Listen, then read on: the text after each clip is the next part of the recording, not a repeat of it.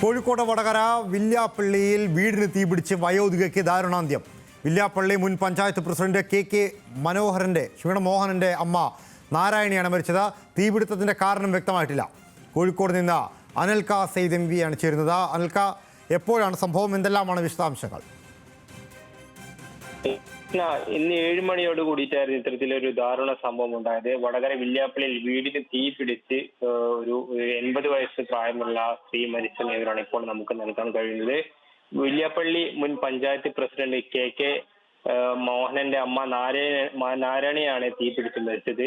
ഈ 80 വയസ്സുകാരിയായ സ്ത്രീ ഇവർ തീപിടുത്ത സമയത്ത് വീട്ടിൽ ഒറ്റക്കായിരുന്നു. 7 മണിയോടെയാണ് വീട്ടിനുള്ളിൽ തീ പടരുന്നത് നാട്ടുകാരുടെ ശ്രദ്ധയിൽപ്പെടുന്നത്. നാട്ടുകാർ ഉടനെ തന്നെ വടകര ഫയർഫോഴ്സിൽ വിവരമറിയിക്കുകയും ഉടനെ തന്നെ വടകര ഫയർ സ്റ്റേഷനിലെ ഉദ്യോഗസ്ഥരെത്തി തീ കൊടുത്തെങ്കിലും ഇത്തരത്തിൽ ഈ ജീവൻ രക്ഷിക്കാൻ കഴിഞ്ഞില്ല. ഈ തീപിടുത്തത്തിന് കാരണം എന്തെന്ന കാര്യം വ്യക്തമല്ല. കാരണം ഈ സർക്യൂട്ട് ആണെങ്കിൽ കാര്യങ്ങളിലൊക്കെ തന്നെ ഒരു വിശദീകരണം വരേണ്ടതില്ല. ഏതായാലും ഏറെ ദാരുണമായുള്ള സംഭവമാണെന്ന് വടകരയിൽ നിന്ന് എഴുതിയിട്ടുള്ളത്. ലാൽകൃഷ്ണ, അനൽക്ക, വീട് പൂർണ്ണമായും കത്തി നശിച്ച അവസ്ഥയിലാണോ അതോ ഏതെങ്കിലും ഒരു ഭാഗത്തിന് മാത്രം തീ പിടിക്കുകയാണോ ഉണ്ടായത്?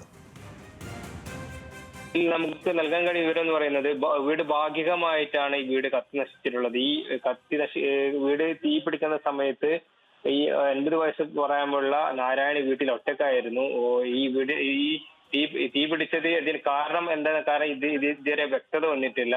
ഇവിടെ തന്നെ വടകര ഫയർ സ്റ്റേഷനിൽ വിവരമറിയിക്കുകയും തീ അണച്ചെങ്കിലും ഈ ജീവൻ രക്ഷിക്കാൻ സാധിച്ചിട്ടില്ല. ഏതായാലും ഇതിന് കാരണം എന്ന കാര്യത്തിൽ ഈ സമയത്ത് വീട്ടിൽ മറ്റാരും ഉണ്ടായിരുന്നില്ല?